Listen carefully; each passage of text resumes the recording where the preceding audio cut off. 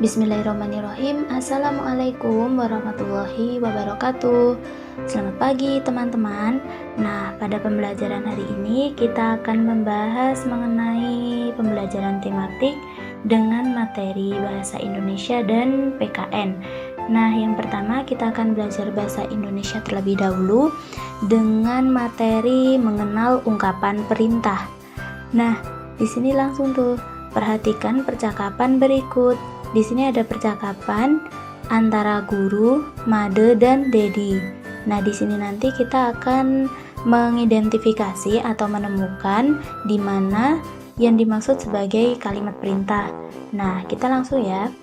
Guru berkata, "Made, tolong hapus papan tulis itu." Made menjawab, "Siap, Bu Guru."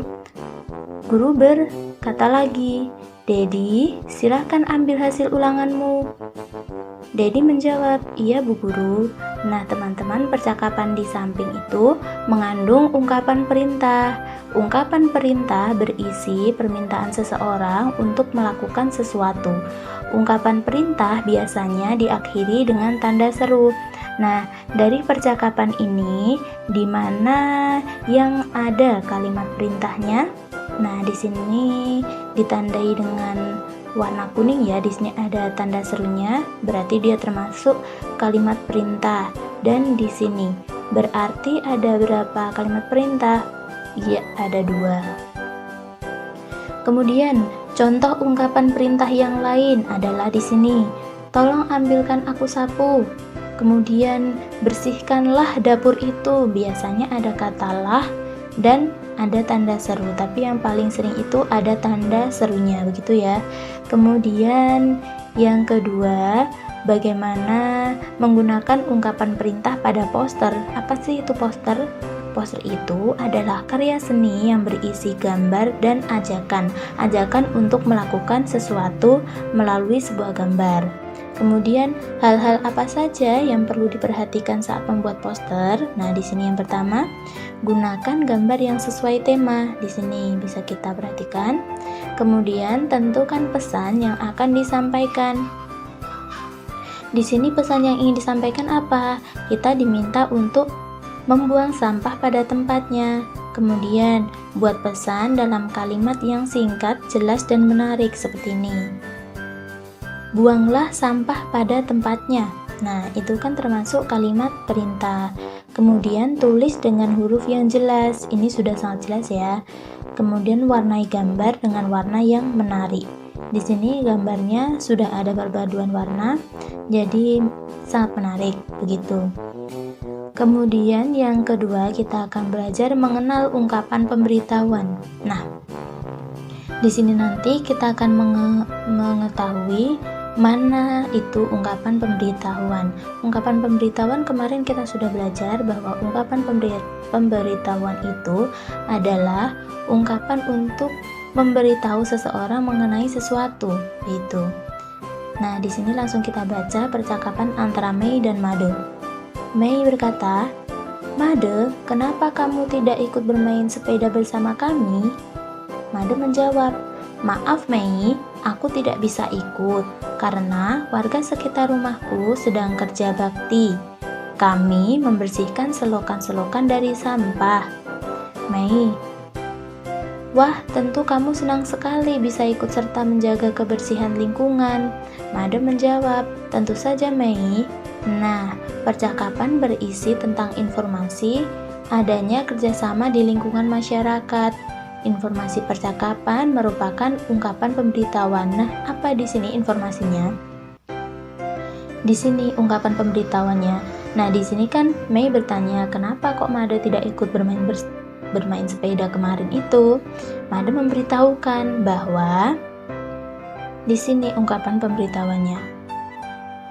Nah, bahwa siapa? Made ini mengikuti kerja bakti di lingkungan sekitar rumahnya untuk membersihkan selokan-selokan dari sampah. Dia memberitahukan kepada Mei bahwa dia tidak bisa ikut karena warga sekitar rumahnya sedang kerja bakti, begitu. Nah, yang kedua kita akan belajar di pembelajaran PKN. Di sini yang pertama kita akan membahas tentang bunyi dan lambang sila ketiga Pancasila. Nah, kemarin itu di semester 1 kita sudah belajar bunyi sila-sila bunyi sila-sila pada Pancasila ya. Nah, di sini kita hanya akan membahas sila ketiga Pancasila karena sila pertama dan sila kedua sudah dibahas pada semester 1. Di sini ya, teman-teman. Bunyi dan lambang sila ketiga Pancasila. Sila ketiga Pancasila berbunyi Persatuan Indonesia. Nah, simbol sila ketiganya apa? Ini dia, pohon beringin. Nah, kenapa kok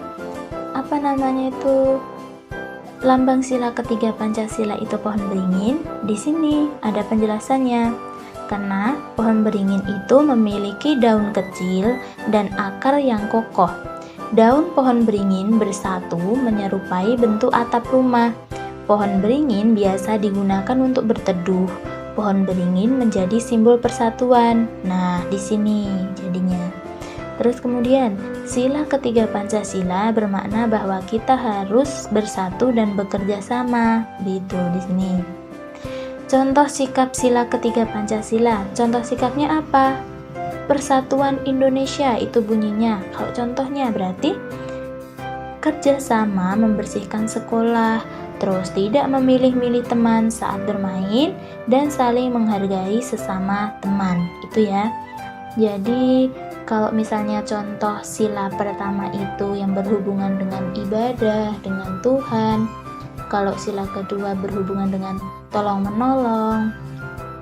Kalau sila ketiga berhubungan dengan kerja sama. Itu ya yang perlu diingat-ingat. Kemudian yang kedua itu ada aturan menjaga kebersihan lingkungan. Lingkungan harus dijaga agar tetap bersih dan sehat. Oleh karena itu harus dibuat aturan. Aturan adalah hal yang harus dilakukan. Nah, jika tidak ada aturan, hidup kita akan menjadi kacau. Nah, di sini berikut beberapa contoh aturan untuk menjaga kebersihan di lingkungan masyarakat.